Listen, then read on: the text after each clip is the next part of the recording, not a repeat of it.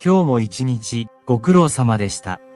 このチャンネルはあなたを心地よい睡眠へと誘う朗読チャンネルです。静かな夜のキャンパス、各話が織りなす心温まるエピソードを5話お届けします。眠りの世界へと導く物語をお届けします。この動画は学園物語オリジナルストーリーを5話お届けします。当チャンネル眠りの語り部ではあなたの夢のお供になる物語をご用意していますので、深い眠りへと旅立つ前にぜひチャンネル登録をよろしくお願いします。それではおやすみなさい。不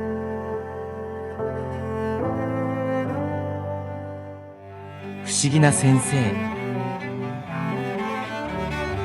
夕暮れ時のある春の日、小さな町にある古びた学校の一室から不思議な話が聞こえてくる。この学校は外から見ると何の変哲もない普通の学校だが、内部には秘密が隠されていると噂されていた。その中でも特に一人の先生の話は生徒たちの間でよく囁かれている。名前は誰も知らず、ただ不思議な先生と呼ばれている。この先生は授業を行う教室に入ると突如として周りの風景が変わり、生徒たちはまるで別の世界に迷い込んだかのような体験をするのだという。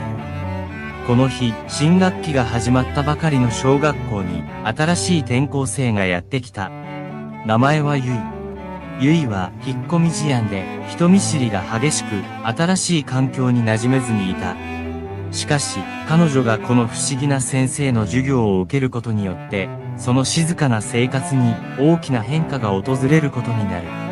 夜、家に帰ったゆいは、ベッドに横たわりながら、明日学校で待ち受けている未知の授業に思いを馳せる。窓の外からは、優しい月明かりが差し込み、彼女の顔を照らす。心配事はまだ残っているものの、この不思議な先生との出会いが何か新しい扉を開く予感がしていた。翌日、朝の光が窓から差し込む中、ゆいは学校への道を歩いていた。昨晩は不思議な先生のことで頭がいっぱいでほとんど眠れなかった。しかし、朝日が顔を照らすと不安よりも期待が心を支配し始めた。新しい環境に慣れない不安、新しい友達ができるかの心配、そして何よりも不思議な先生との出会い。これら全てがゆいの心をざわつかせていた。学校に近づくにつれ、他の生徒たちの笑顔や会話が聞こえてきた。彼らはすでにこの学校の一員であり、居場所を見つけていた。ゆいは自分もそうなれるだろうかと考えながら学校の門をくぐった。クラスへの道のりは長く感じられ、ゆいの心臓はどんどん早く打ち始めた。しかし、クラスルームに足を踏み入れると、そこは想像していたよりも温かい雰囲気で満たされていた。生徒たちは互いに話をしており、先生方も優しそうに見えた。ゆいは自分の席を見つけ、授業が始まるのをじっと待った。今日は特別な日、不思議な先生が来る日だった。その噂はゆいの耳にも届いており、彼女の好奇心は最高潮に達していた。クラスメートたちもその話題で持ちきりで、教室は期待に満ちたざわめきでいっぱいだった。先生がどのような人物なのか、どんな不思議な体験が待っているのか、誰もが想像していた。やがて授業が始まる時間が近づき、教室のドアが静かに開かれた。入ってきたのは噂に聞いていた通りの穏やかな表情をした先生だった。先生は教室に入るとゆっくりと教壇に向かい、生徒たちに向かって微笑んだ。その瞬間、ゆいはどこか心が落ち着き、この先生なら信頼できるかもしれないと感じた。先生は授業を始める前に自己紹介をすることなく直接黒板に向かった。そしてチョークを手に取り何かを描き始めた。それは数学の公式でも歴史の年表でもなく複雑で美しい模様だった。ゆいはその模様に目を奪われ、周りのざわめきも気にならなくなった。模様が完成すると教室が静かに、しかし確実に変化し始めた。壁が透明になり、外の景色が消えていくと同時に美しい森が現れ始めた。生徒たちは驚きの声を上げ、一部は立ち上がって周りを見渡した。ゆいも例外ではなく、目の前に広がる景色に心を奪われた。彼女はこの瞬間、すべての不安が消え去り、ただ純粋な驚きと好奇心が心を満たした。皆さん、ここが今日の授業の舞台です。不思議な先生の声が穏やかでありながらも、この新しい世界の空気を揺さぶるように響いた。先生は生徒たちを一人一人見渡し、優しく微笑んだ。ここでは皆さんが普段学校で学ぶこと以上の体験をします。新しいことを発見し、新しい自分を見つける旅に出ましょう。生徒たちは先生の後をついて森を探検し始めた。ゆいはこの不思議な授業が自分にもたらす変化を想像しながらワクワクした気持ちで足を踏み出した。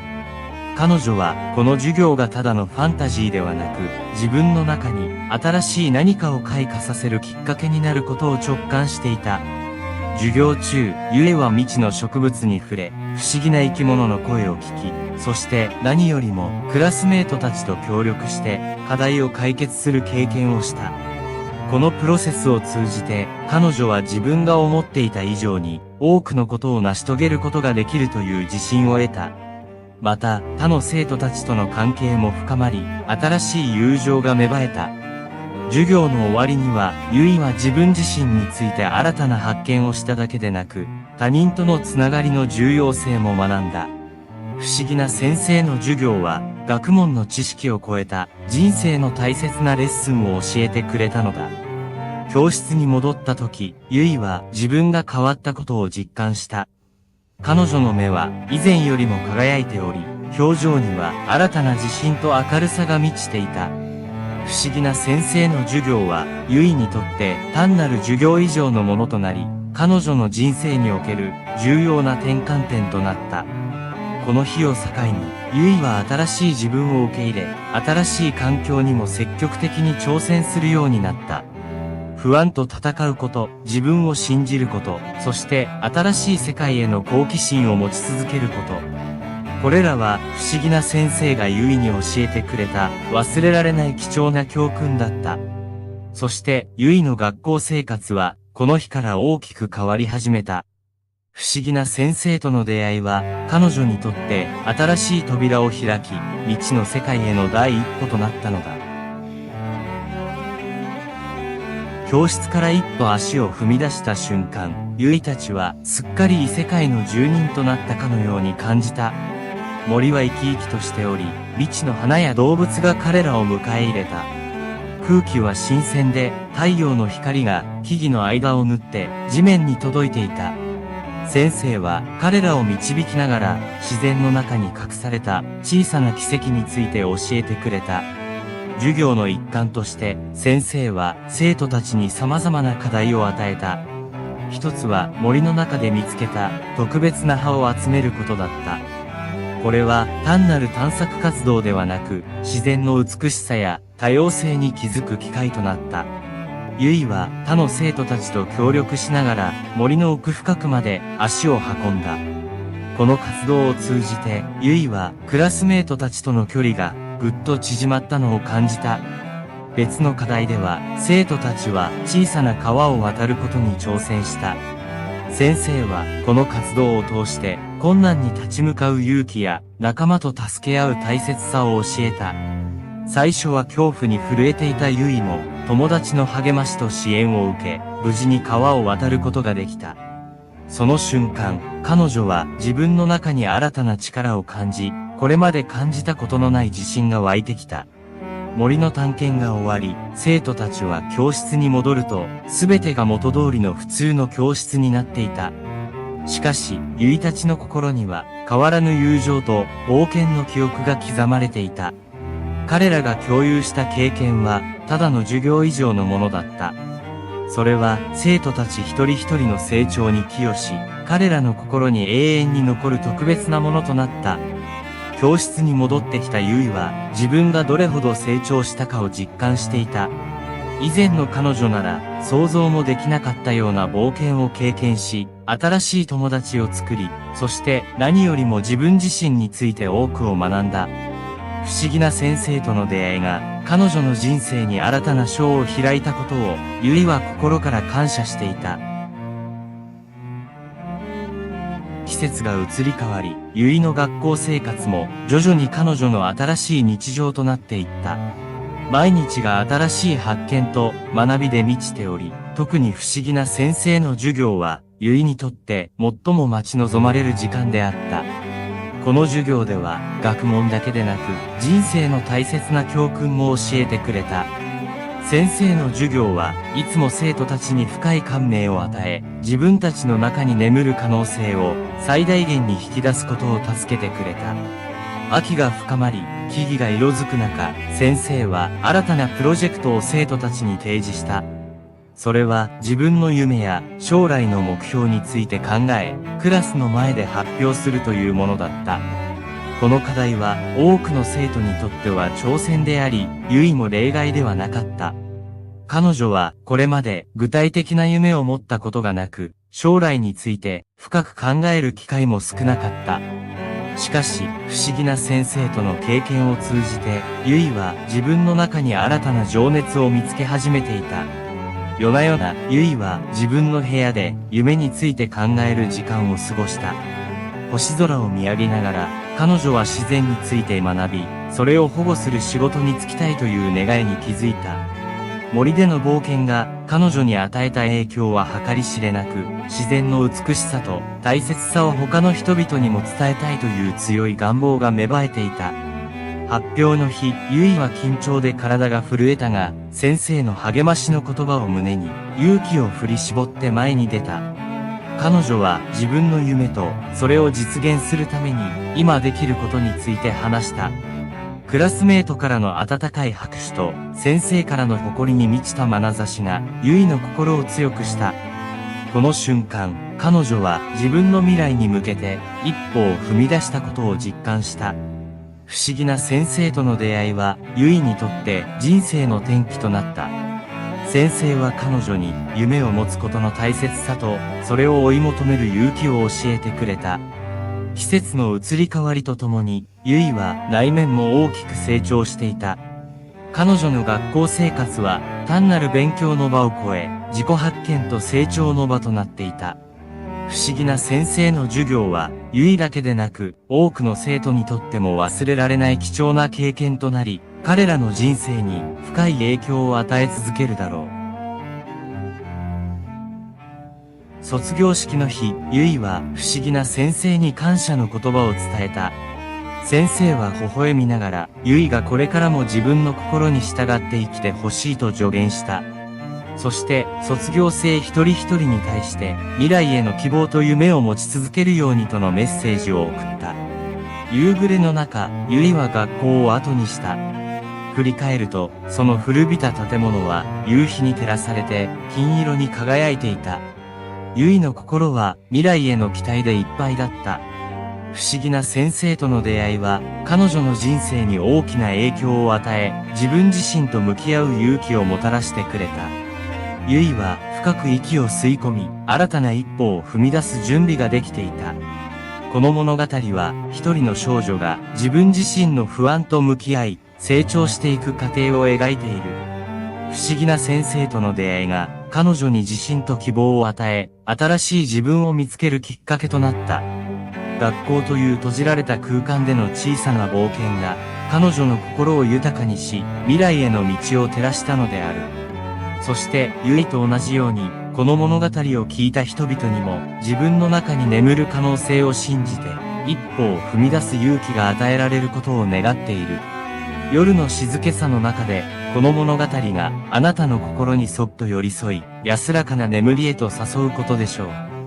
終わりはいつも新しい始まりへの扉。不思議な先生と過ごした時間は、ゆいにとってかけがえのない宝物となった。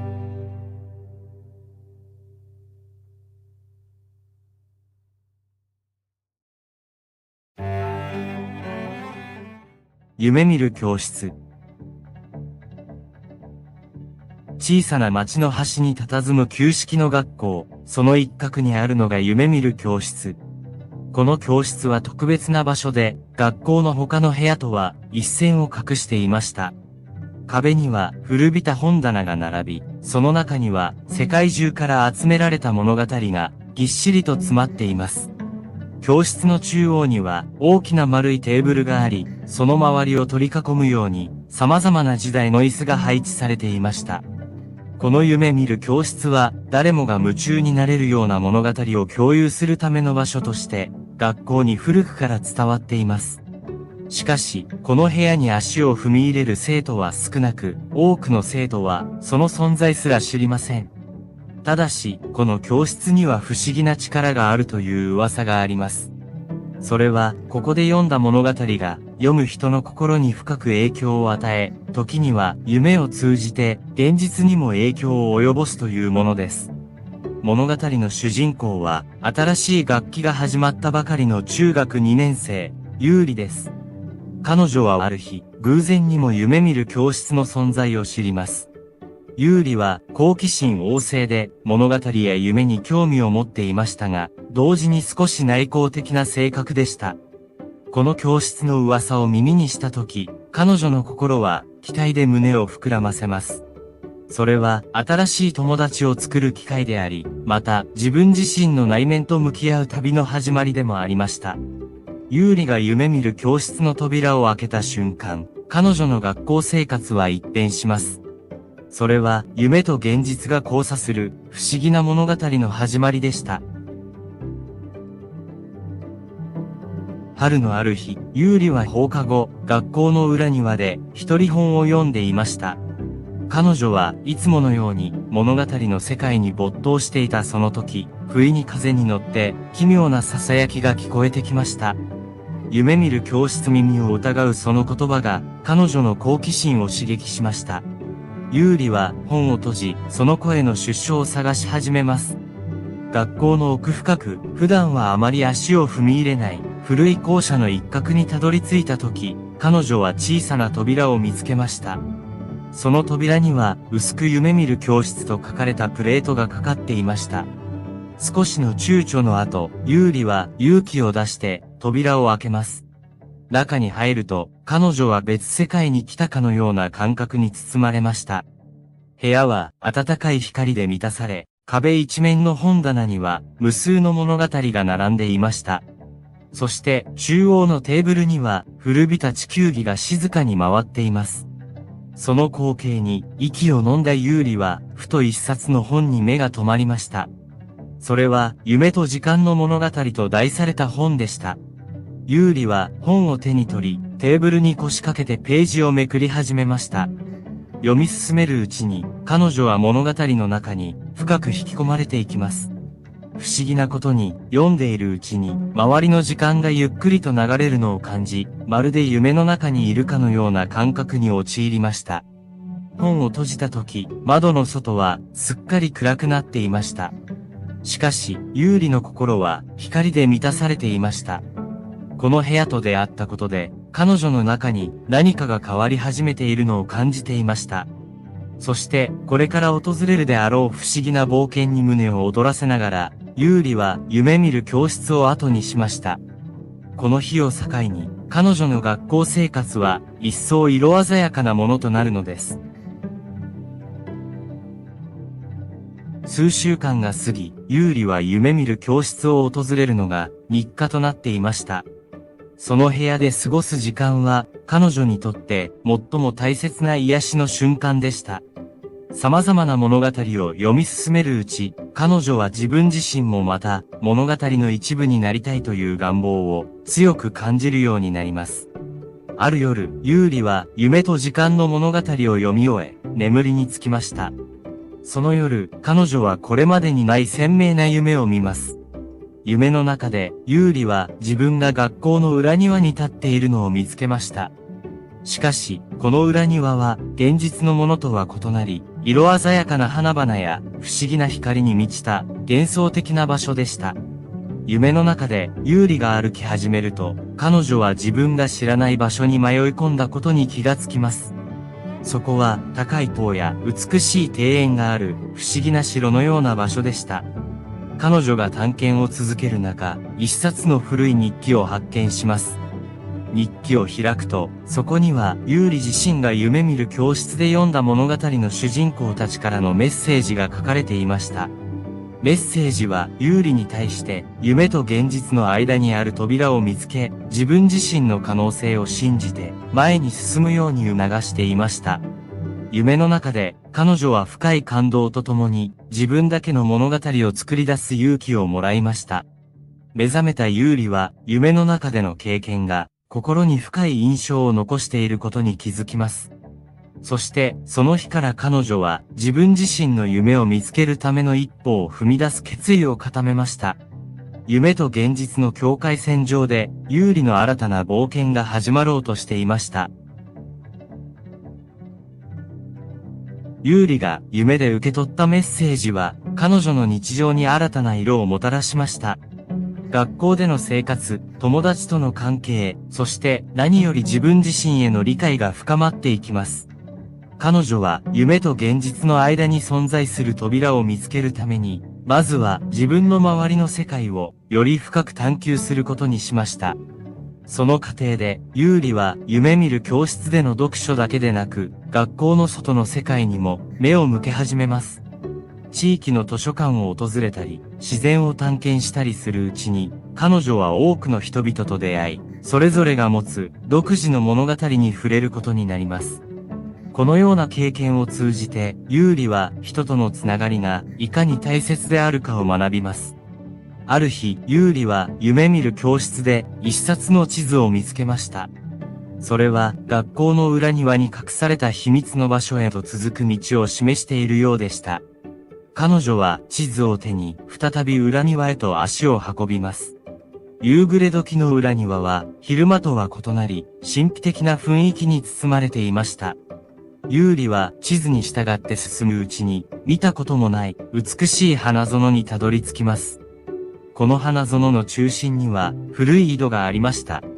井戸の側に立つと、優里は自分の心の中にある深い願望と向き合うことになります。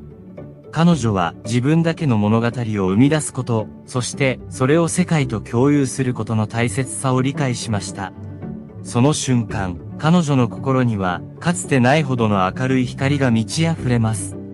夢見る教室での読書、夢での体験、そして現実世界での冒険を通じて、優里は自分自身という扉を開く勇気を手に入れました。彼女の物語はまだ始まったばかりですが、その一歩一歩が彼女をより大きな夢へと導いていくことでしょう。月日は流れ、優里は夢見る教室で過ごした日々を胸に、新たな章を開いていました。高校を卒業し、大学で文学を学びながら、彼女は自分だけの物語を書き始めます。その物語は、夢と現実、希望と挑戦が交錯する、一人の少女の成長の物語でした。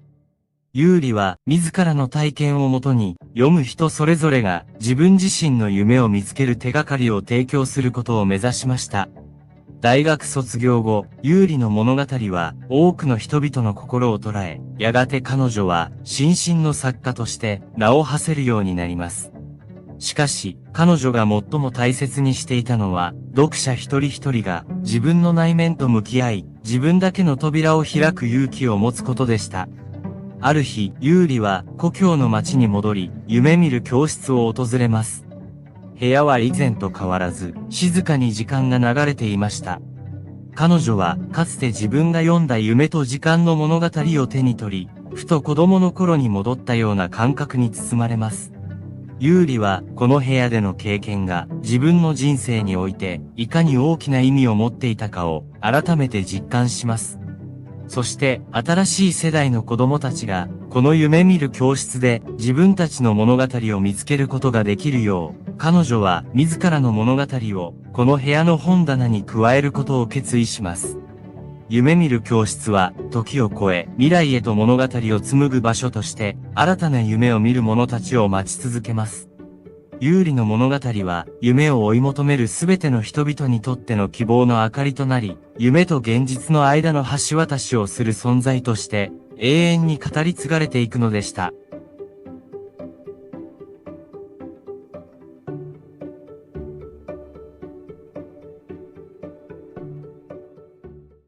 放課後の風景。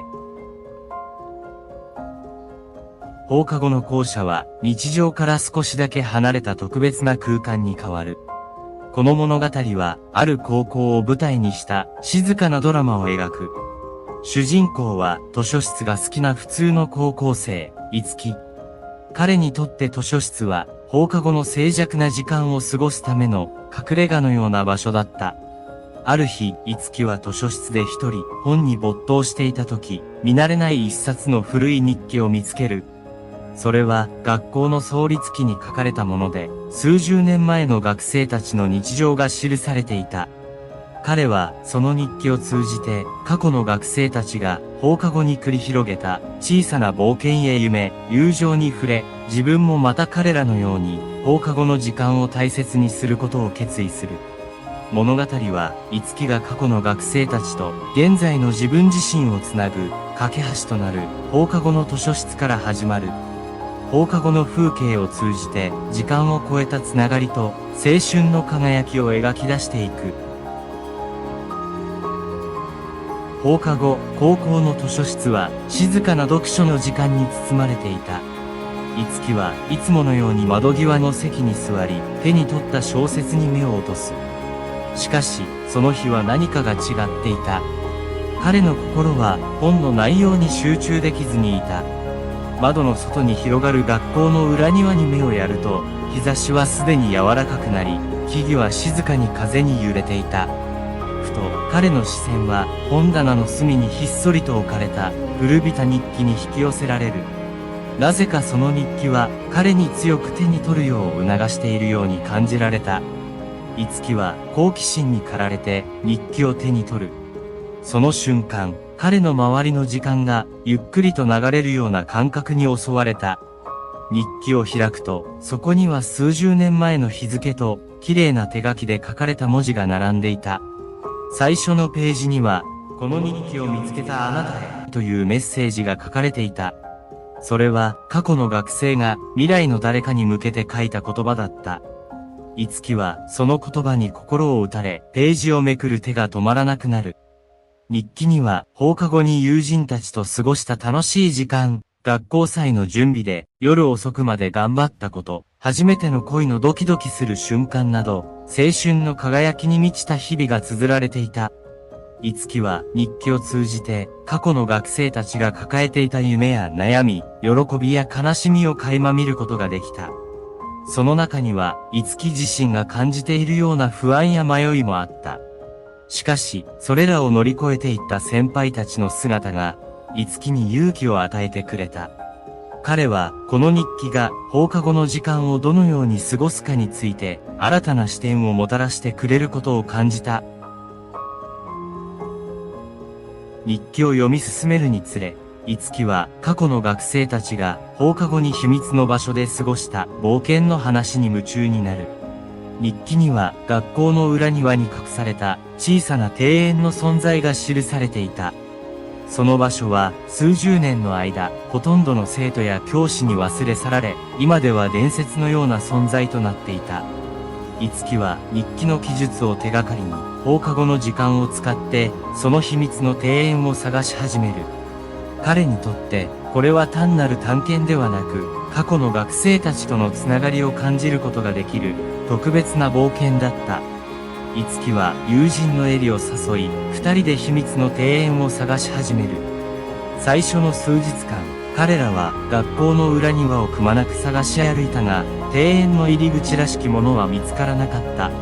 しかしいつきは諦めなかった。日記に書かれていた細かな手がかりを頼りについに古い石の階段を見つける。階段を降りるとそこには時間が止まったかのような美しい庭園が広がっていた。庭園は四季折々の花が植えられ、小さな池には金魚が泳ぎ、中央には古びたベンチが置かれていた。いつきとエリはその場所の静けさと美しさに圧倒される。彼らは庭園で時間を忘れて過ごし、日記に書かれたような小さな冒険を自分たちで体験する。この秘密の庭園は、いつきとエリにとって放課後を過ごす新たな隠れ家となった。彼らは庭園での時間を通じて友情を深め、日記の持つ過去の物語と自分たちの物語が交錯する瞬間を楽しんだ。秘密の庭園を見つけてからの放課後、樹とエリはそこで過ごす時間を特別なものにしていった。庭園での時間は彼らにとって日常から離れ、自分たちだけの世界に浸ることができる貴重な瞬間となる。庭園は彼らの友情を深め、互いの夢や悩みを共有する場所となった。ある日、樹は日記に記された過去の学生たちが庭園で行った時間のカプセルの存在について読む。彼らは将来の誰かが見つけることを願って自分たちの夢や願いを書いた手紙を小さな箱に入れ、庭園のどこかに埋めたという。樹とエリはその時間のカプセルを見つけることを決意する。探索の末、彼らは古い木の根元に隠された小さな箱を発見する。箱を開けると、数十年前の学生たちが書いた手紙が入っていた。手紙には彼らの夢や未来へのメッセージが綴られていた。樹とエリは時間を超えて彼らとつながることができたことに感動する。この発見をきっかけに、樹とエリも自分たちの手紙を時間のカプセルに加えることにする。彼らは未来の誰かが自分たちのメッセージを読むことを夢見て、現在の自分たちの夢や願い、そしてこの秘密の庭園で過ごした時間の大切さを書き記す。最後に彼らは箱を元の場所に埋め戻し、秘密の庭園を後にする。その瞬間、樹とエリは過去の学生たちと自分たちが同じ空間で夢を共有していることを実感する。彼らの絆は時間を超えてつながっていることを感じさせる。季節は移り変わり、秘密の庭園での放課後が樹とエリにとってかけがえのない思い出となった。二人は高校生活の終わりに近づき、それぞれの未来に向けて歩み始める準備をしていた。しかし、彼らの心の中には庭園で過ごした時間、過去の学生たちとの時間を超えた絆、そして互いの深まった友情がしっかりと根付いていた。卒業式の日、樹とエリはもう一度秘密の庭園を訪れる。庭園はまるで二人を迎え入れるかのように春の花々で溢れていた。彼らはこの場所で初めて出会った日からの変わらない景色を眺めながら、これまでの時間を振り返る。そして二人は未来に向けて新たな約束を交わす。どんなに時が流れ、どんなに遠く離れても、この庭園で交わした絆は永遠に続くという約束だ。彼らは時間のカプセルに自分たちの卒業後の夢を書き加え、再びそれを土に埋める。この瞬間、樹とエリは過去の学生たちと同じように未来の誰かに自分たちの思いを託すことで時間を超えたつながりを作り出していることを実感する。彼らの友情とこの庭園が未来にも誰かの心に触れ、新たな物語を紡ぎ出すことを願いながら。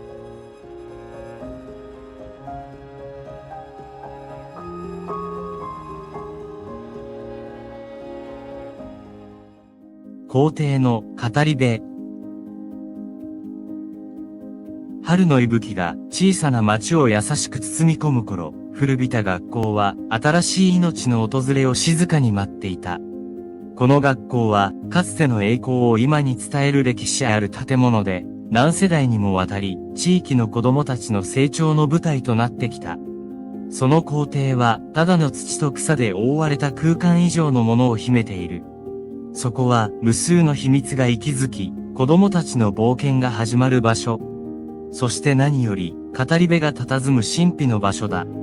この語り部はただの老人ではない。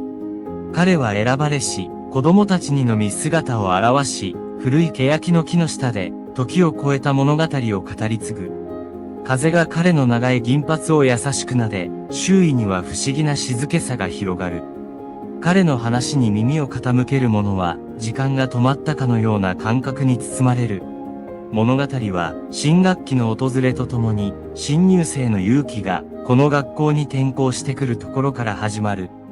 勇気は内気で、新しい環境に馴染むのが苦手だった。しかし、彼の人生は、校庭で出会う一人の不思議な老人との出会いによって、少しずつ変わり始める。老人は勇気に静かに話しかける。君は物語を聞きたいかい？最初は戸惑いながらも、勇気は次第に老人の話に引き込まれていく。語り部は遠い昔の冒険や魔法が存在した時代の話、そしてこの学校にまつわる秘密の物語を語り始める。勇気は初めて感じる不思議な感覚に包まれる。語り部の話はただの物語ではない。それは聞く者の心に深く響き、勇気や希望を与えてくれるものだった。そして勇気は気づく。この語り部がなぜこの校庭にいるのか、そして彼自身がこの学校に転校してきた真の理由を。春の息吹と古びた学校の背景を受け、勇気の物語が静かに始まる。新しい学期の朝は勇気にとって新しい挑戦の始まりを意味していた。彼は親の仕事の都合で何度も転校を繰り返しており、友達を作ることに常に苦労していた。今回の転校も例外ではなく、彼は新しい環境に適応できるかどうか深い不安を感じていた。教室への足取りは重く、心臓の鼓動は高鳴るばかり。自己紹介の時間、彼の名前が呼ばれた時、勇気は緊張で声が震えた。こんにちは、僕は勇気です。趣味は読書で彼の言葉は緊張で途切れがちだったが、クラスメートたちは温かく迎えてくれた。それでも勇気は自分がすぐに馴染めるかどうか、確信が持てなかった。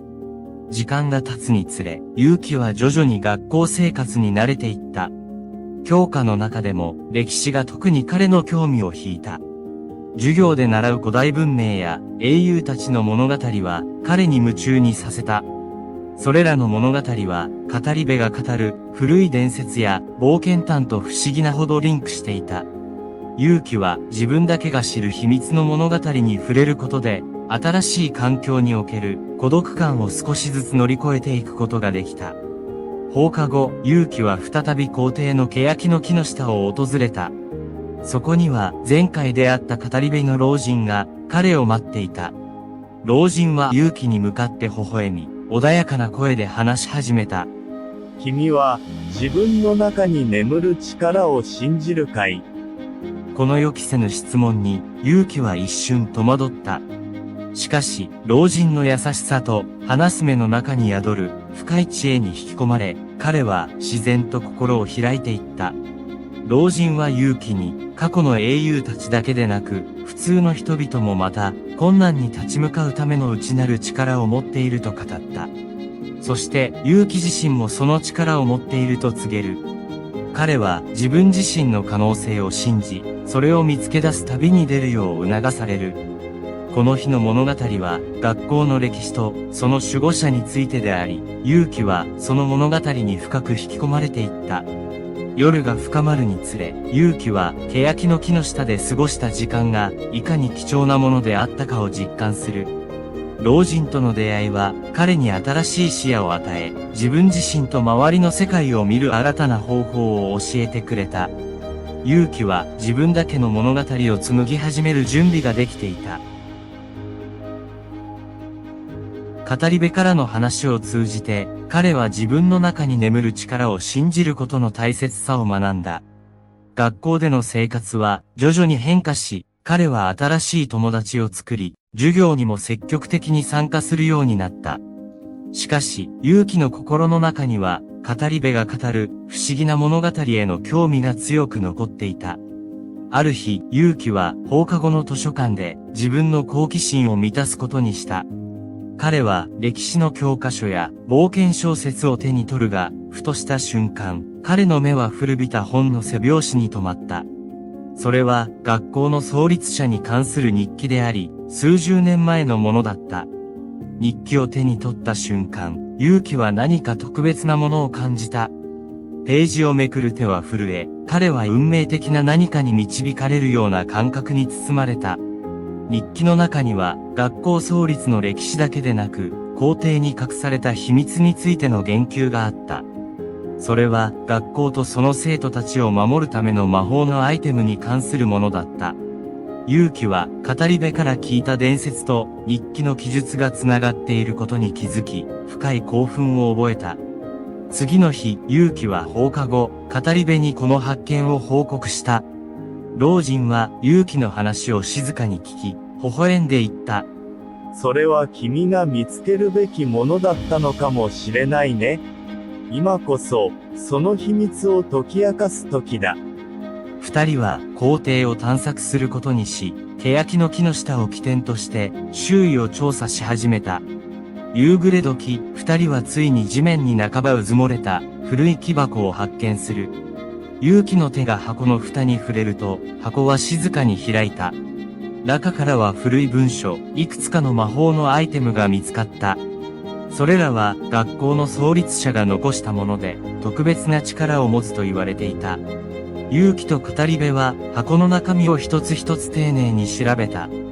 中には学校を守るための指示が記された文書や、不思議な力を持つとされる小さな宝石、そして学校創立者の遺品が含まれていた。この発見は勇気にとって新たなる冒険の始まりを告げるものだった。彼は自分が学校の守護者として選ばれたことを深く感じ、その責任を胸に秘めることになる。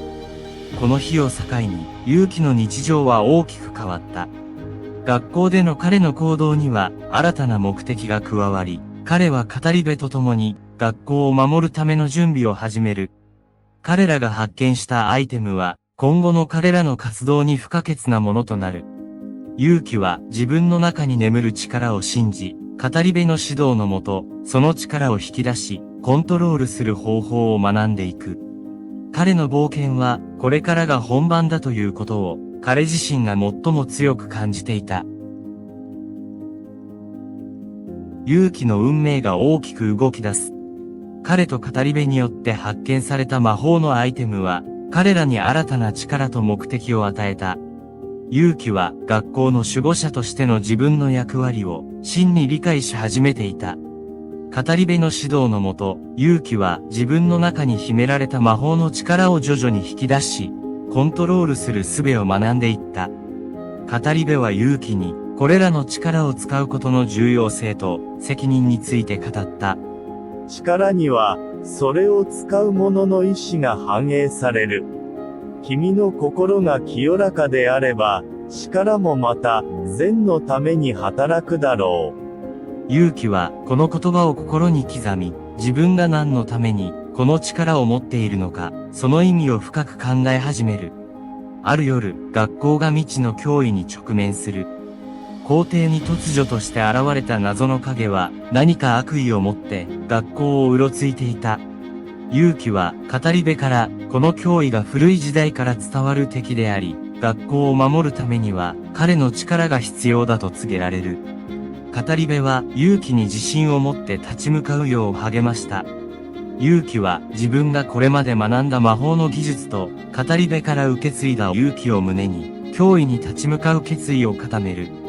彼は自分一人ではなく、学校全体を守るために戦うのだという強い意志を持っていた。勇気は学校の友達数人に秘密を明かし、彼らもまた学校を守るために力を貸してくれることになる。夜の校庭は不気味な静けさに包まれていたが、勇気と仲間たちは恐れることなく、謎の影が最後に目撃された場所へと進んでいく。彼らは互いに励まし合いながら道の敵に立ち向かう準備を整えた。勇気は手にした魔法のアイテムから放たれる光を頼りに影との対峙に備える。戦いは激しく、勇気たちは多くの困難に直面する。しかし彼らは語り部から学んだ知識と自分たちの団結力を信じて立ち向かった。勇気は自分の中の魔法の力を最大限に引き出し、仲間たちと共に影を追い詰めていく。最終的に彼らは困難を乗り越え、学校を脅かす謎の影を退けることに成功する。勝利の後、勇気と仲間たちは校庭に集まり、夜空を見上げながら達成感に満ちた安堵の息を吐き出す。彼らは学校を守ることができた喜びを分かち合い、この経験が彼らをより強く結びつけたことを感じた。勇気は自分が学校の守護者としての役割を果たすことができたこと、そして仲間たちと共に困難を乗り越えられたことに深い感謝の気持ちを持つ。謎の影は消え去り、平和が再び訪れた。学校には新たな伝説が生まれ、勇気はその中心人物として語り継がれることになった。語り部は勇気に最後の言葉を残す。君は自分の役割を果たした。だが、物語はここで終わりではない。これからも、君自身の物語を紡いでいくんだ。そして、語り部は静かに姿を消した。勇気は学校の日々を通して、友情、勇気、そして自分自身の中に秘められた力を信じる大切さを学んだ。彼の物語は皇帝の語り部から始まったが、その経験は彼の一生を通じて彼の心の中に生き続ける。皇帝には再び平穏が戻り、古い欅の木は季節の変わり目を見守り続ける。勇気とその友達は新たな冒険に向けて歩みを進める。彼らの物語は終わったわけではなく、ただ新しい章が始まっただけ。そして、皇帝の語り部の物語は、次世代の子供たちに受け継がれていく。この学校とその皇帝は、ただの場所ではない。それは、夢と希望が育まれる場所であり、誰もが自分自身の物語を見つけることができる場所。そして、何よりも、それは物語が永遠に生き続ける場所なのだ。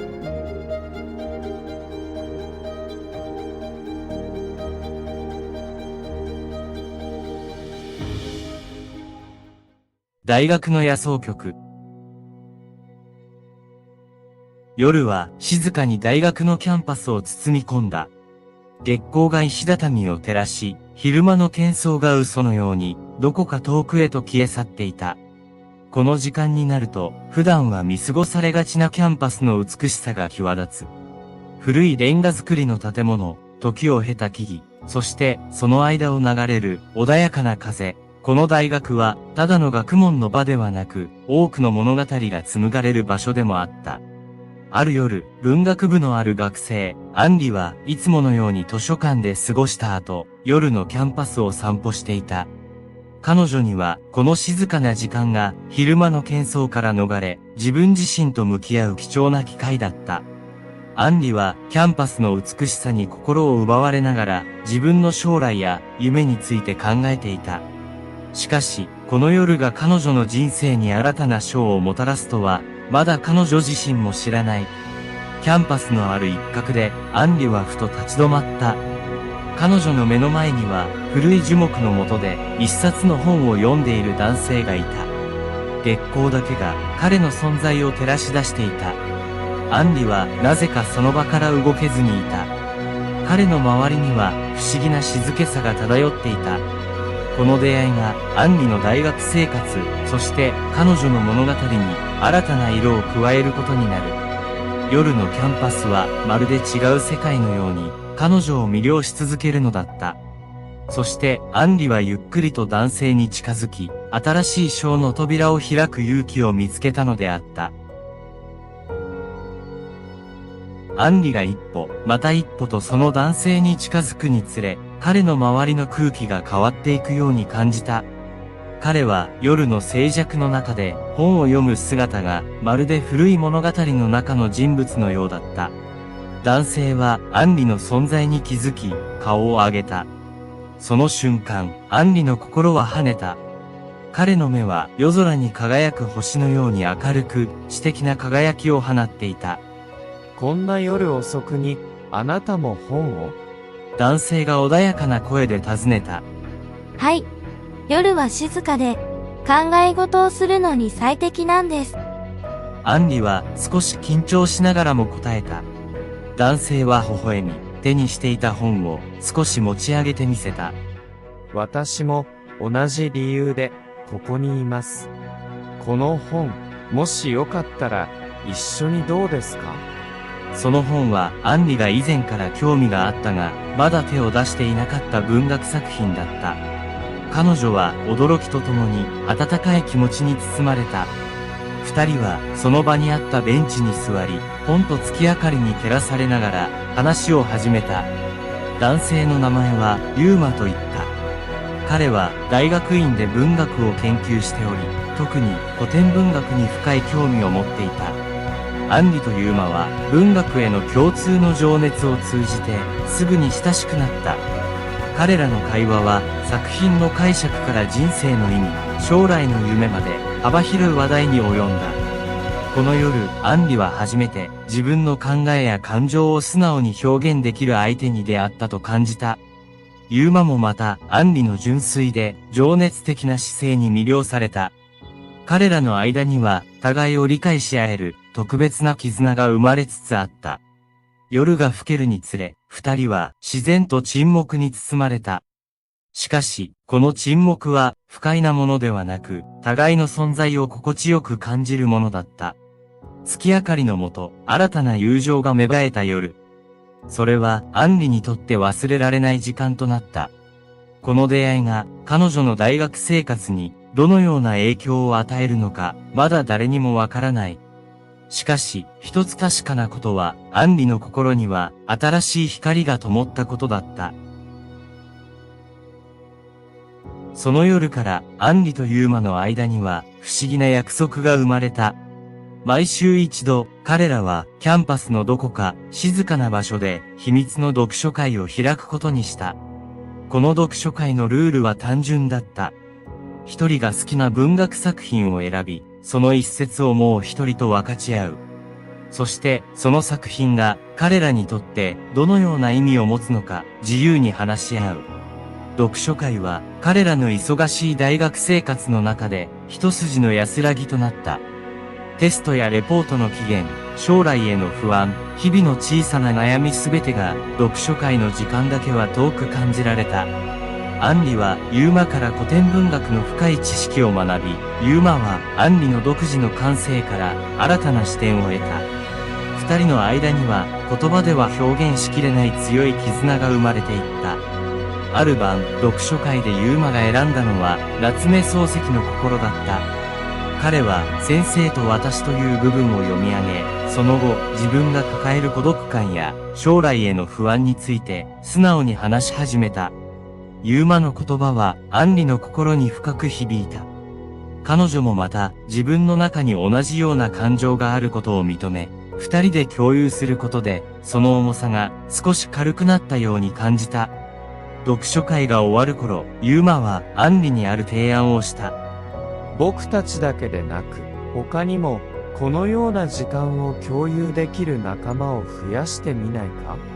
アンリは少し驚いたが、ユーマの提案に賛同した。二人は同じように文学に情熱を持ち、心の内を分かち合える仲間を探すことにした。この小さな秘密の読書会は、やがてキャンパス内でゆっくりとその輪を広げていく。読書会を通じて、アンリとユーマは様々な学生と出会い、多くの友情を育んだ。彼らが選んだ文学作品は、それぞれの人生の物語と重なり、新たな意味を生み出した。この読書会が、彼らにとって、ただの趣味の集まりでなく、自分自身を見つめ、成長する場所となったのだ。そして、この読書会は、アンリにとって大切なものへと変わっていった。それは、彼女がこれまでに感じたことのない、居場所という感覚だった。時間が経つにつれ、キャンパスの景色は、季節の移り変わりとともに変化していった。緑豊かな夏から、色とりどりの秋へ。そして、やがて冬が訪れ、雪が静かにキャンパスを覆い始めた。読書会のメンバーたちは、季節の変わり目ごとに異なる文学作品を選び、その季節ならではの美しさや哀愁を語り合った。アンリとユーマの関係も、この季節の移り変わりとともに深まっていった。彼らは、読書会を超えた深い信頼関係を築き上げ、お互いにとって欠かせない存在となっていた。しかし、彼らの関係に変化が訪れる時が近づいていた。ある冬の日、読書会の後、ユーマはアンリを少し離れたカフェに誘った。二人きりになったその場所で、ユーマはアンリに対して、これまでにない真剣な表情で話し始めた。アンリ、実は僕、来年から海外で学ぶことになったんだ。ユーマの言葉に、アンリは驚きと寂しさを隠せなかった。海外での学びは、ユーマにとって夢だった。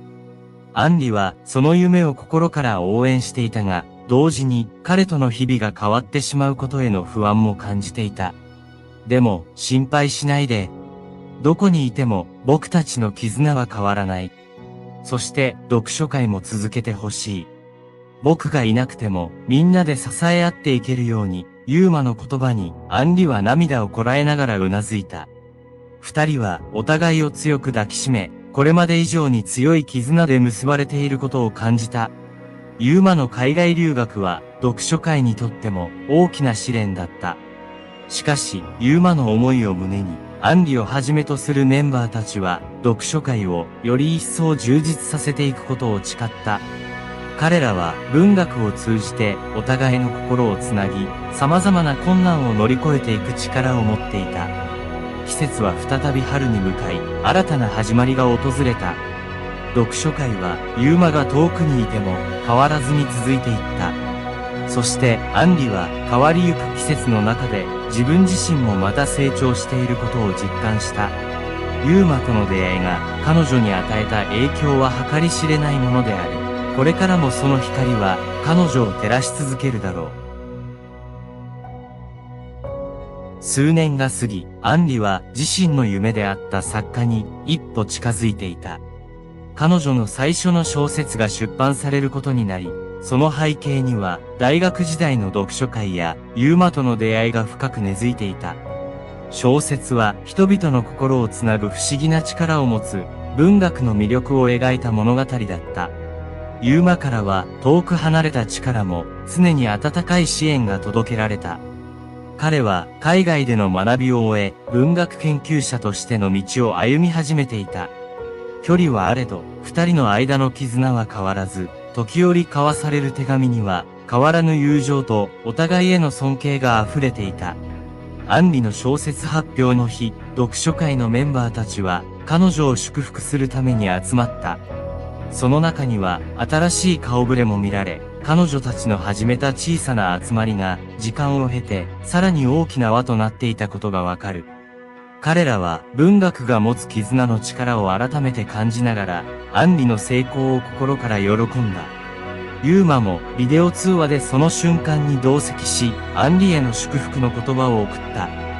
君の物語がこれからも多くの人々に希望とインスピレーションを与え続けることを願っているよ。アンリはユーマや読書会のメンバー、そして自分を支えてくれたすべての人への感謝の気持ちを胸に新たなページを開いた。彼女の物語は人々をつなぐ架け橋となり、読む人々に夢や希望、そして心のぬくもりを伝え続けるだろう。キャンパスでの出会いから始まった一つの物語は、その終わりを迎えたが、アンリとユーマ、そして読書会のメンバーたちの人生には、まだ多くのページが残されている。彼らの絆は、これからも新たな物語を紡ぎ出していくことだろう。夜が深まる中、アンリは窓の外を見つめながら、これから綴られるであろう物語に思いを馳せた。彼女にとって文学は永遠の友であり、その魅力を伝え続けることが、これからの彼女の使命だった。そして、どんなに時代が変わっても、人々の心をつなぎ、ぬくもりを与える物語の力は変わらない。アンリの物語もまた、未来へと受け継がれていくのだった。